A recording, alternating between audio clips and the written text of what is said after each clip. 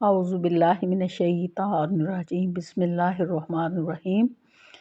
آج ہم شروع کرتے ہیں سورۃ الزاریات کی پہلی آیت ہے والزاریات والزاریات ذروا۔ قسم ہے بکھیرنے والیوں کی جو کہ گرد اڑاتی ہیں، والحاملات وقرا پھر اٹھانے والی ہیں بوجھ کو، والجاریات یسرا پھر چلنے والی ہیں نرمی کے ساتھ، والمقسمات امرا پھر کام کو تقسیم کرنے والیاں ہیں۔ تو اس میں ہواؤں کی خصوصیات جو ہیں وہ بیان کی گئی ہیں۔ سب سے پہلے کہ ہوائیں جو ہیں وہ گرد اڑاتی ہوئی جو ہے وہ اڑتی ہیں، اور پھر اس کے بعد جو ہے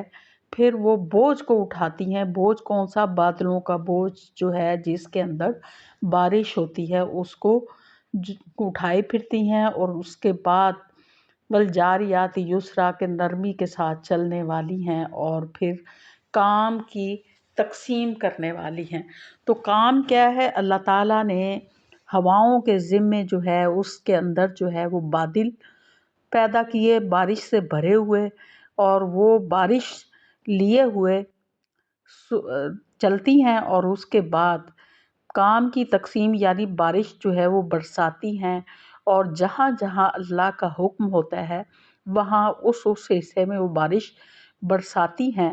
اور اس کے بعد جو ہے یہ ان کا کام کی تقسیم جو ہے اس کو کرتی ہیں جو اللہ نے اس کے ذمے لگائی ہوئے ہے کہ بارش برسا کر وہاں وہاں رزق جو ہے اللہ تعالیٰ پیدا فرماتا ہے، اور وہ رزق ان لوگوں تک پہنچایا جاتا ہے۔ اور اس کے بعد جو ہے اللہ تعالیٰ نے ہواؤں کی قسم کھانے کے بعد جو اس کے دنیا کی نعمتیں دینے کے بعد اس کے بعد ان نعمتوں کا جو حساب ہونا ہے اس کا کے بارے میں قسم کھا کے بتایا ہے کہ انما توعدون لصادق، کہ بے شک تمہیں جس چیز کا خوف دلایا جا رہا ہے وہ سچ ہے۔ وَإِنَّ الدِّينَ اور لواقع، کہ بے شک جو ہے جزائے اعمال جو ہے وہ ضرور پیش آنا ہے۔ تو یعنی کہ یہاں جو نعمتیں اللہ تعالیٰ دے رہا ہے وہ بے مقصد نہیں ہیں، ان کا حساب کتاب بھی دینا ہے، اور اس کے لیے اللہ تعالیٰ نے ایک وعدے کا دن رکھا ہوا ہے، اور اس دن جو ہے انسان کو اپنے اعمال کی جزا اور سزا جو ہے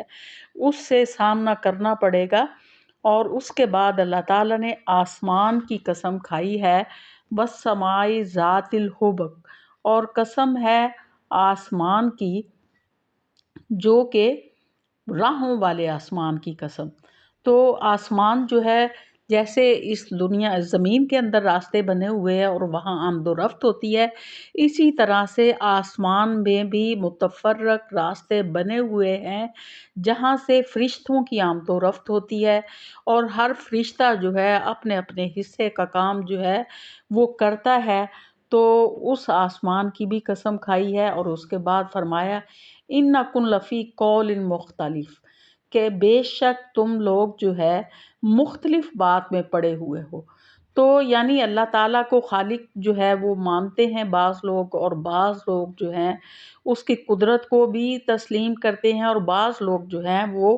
اللہ کی قدرت کو تسلیم کرنے کو تیار نہیں ہیں، اور نہ ہی مرنے کے بعد دوبارہ جی اٹھنے پر جو ہے وہ یقین رکھتے ہیں۔ تو یہ کفار مکہ جو تھے وہ بالکل بھی اس بات کا یقین نہیں رکھتے تھے کہ اس کے بعد جو ہے حساب کا دن آنا ہے، اور اس میں ہر انسان نے اللہ کے سامنے پیش ہونا ہے، اور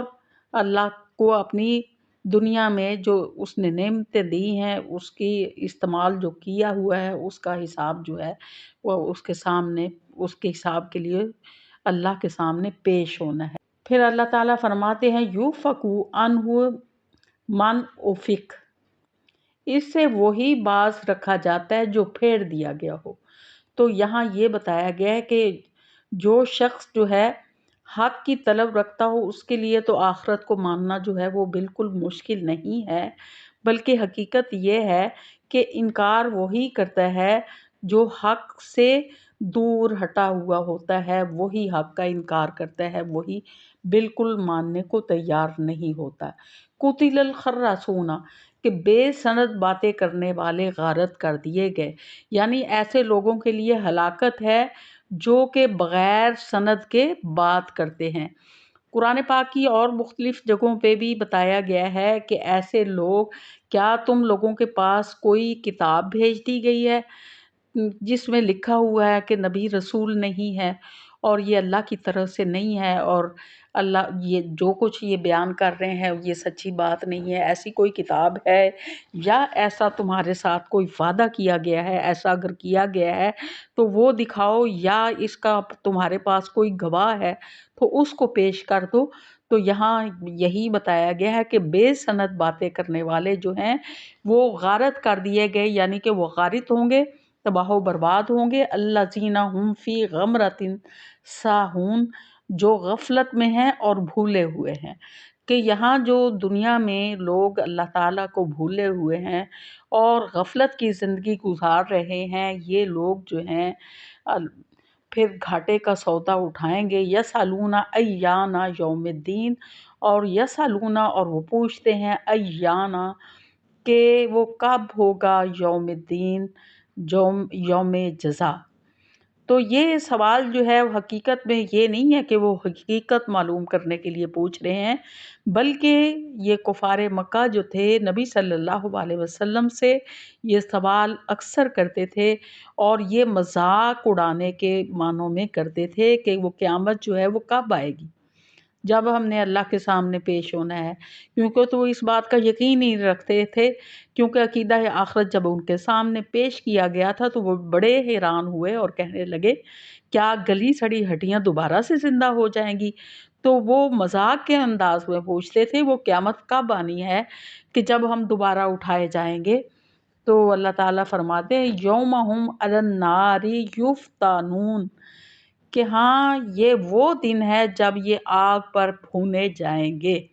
یعنی قیامت کا دن وہ دن ہوگا جب ان کو آگ پہ،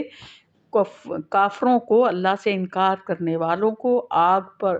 تپایا جائے گا، یعنی وہاں بھون کر رکھ دیا جائے گا، جہنم میں ڈال دیا جائے گا، اور پھر ان سے کہا جائے گا ذوقوا فتنتکم، چکھو اپنی فتنہ پردازی کا مزہ، ھذا الذی کنتم بہ تستعجلون، تو یہ ہے وہ جس میں تم جلدی مچایا کرتے تھے۔ تو جب قیامت آ جائے گی تو اس وقت ان لوگوں سے کہا جائے گا کہ یہ ہے وہ جس کے بارے میں تم جو ہے پوچھا کرتے تھے اور فتنہ پردازی کیا کرتے تھے،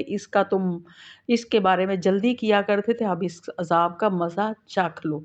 اور اس کے مقابلے میں متقی لوگوں، قرآن پاک میں جہاں جہاں کفار کا ذکر ہے اس کے ساتھ ساتھ تقوی والوں کا ذکر ہے۔ تو یہاں اللہ تعالیٰ فرما رہے ہیں ان المتقین فی جنات و عیون، بے شک تقوی والے لوگ جنتوں میں ہوں گے اور چشموں میں ہوں گے، کہ جو اللہ سے ڈرنے والے، اللہ کا خوف رکھنے والے، پرہیزگاری اختیار کرنے والے لوگ جو ہیں اس وقت جو ہیں وہ باغات میں ہوں گے اور چشموں میں ہوں گے، آخذین ما آتاہم ربہم، اور لیں گے وہ جو ان کا رب ان کو عطا فرمائے گا۔ انہم کانوا قبل ذالک محسنین، انہم بے شک وہ کانو تھے قبل اس ذالک، اس سے پہلے، محسنین نیکوکار، کہ مطلب یہ نعمتوں میں کس وجہ سے ہوگے، کس وجہ سے باغات میں ہوں گے، کیونکہ یہ تقوی اختیار کرنے والے تھے، اللہ سے ڈرنے والے تھے، اور یہ نیکوکار لوگ تھے، اس لیے اللہ تعالیٰ جو انہیں نعمتیں دے رہا ہوگا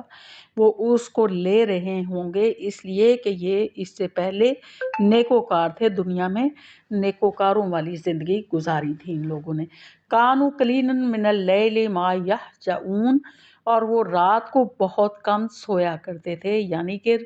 دن میں بھی اللہ کو یاد کرتے تھے اور راتوں کو بھی اللہ کو یاد کرتے تھے، اللہ کا خوف کھاتے ہوئے اس کو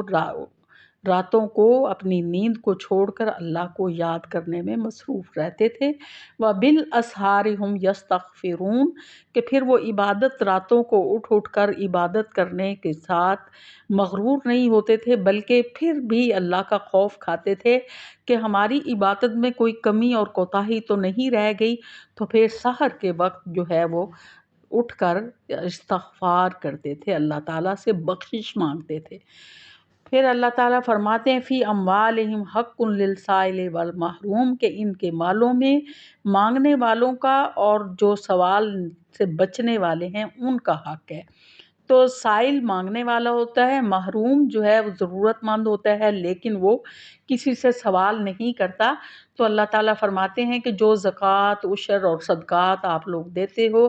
یہ کوئی جن کو دیتے ہو ان پہ احسان نہیں کرتے، بلکہ یہ ان کے مالوں میں جو ہے ان لوگوں کا حق ہے جو کہ محروم ہیں اور مانگنے والے ہیں، تو ان تک پہنچانا ان کا حق ہے، ان کا حصہ اللہ تعالیٰ نے ان کے مالوں میں رکھ دیا ہے۔ جو امراء ہیں ان کے مالوں میں اللہ نے غربا کا حصہ رکھ دیا ہے، اس لیے وہ ان کا حق ان کو دیتے ہیں۔ اگر نہیں دیتے تو اس کا مطلب ہے کہ ان کا حق جو ہے وہ مار رہے ہیں، کوئی احسان نہیں کرتے ان تک پہنچا کر۔ وَفِي الْأَرْضِ آیاتٍ لِلْمُوقِنِينَ، اور یقین والوں کے لیے زمین میں بہت سی نشانیاں ہیں۔ آگے پھر نشانیوں کا ذکر آئے گا تو اس کو تفصیل کے ساتھ بیان کریں گے کہ زمین کے اندر اللہ نے کیا نشانیاں پیدا کی ہیں اور اس کے نفس میں کیا نشانیاں پیدا کی ہیں۔ لہٰذا اس کو ہم اب یہیں ختم کرتے ہیں، اس کے بعد دوبارہ اس کی وضاحت کریں گے۔ وآخر دعوانا الحمدللہ رب العالمین۔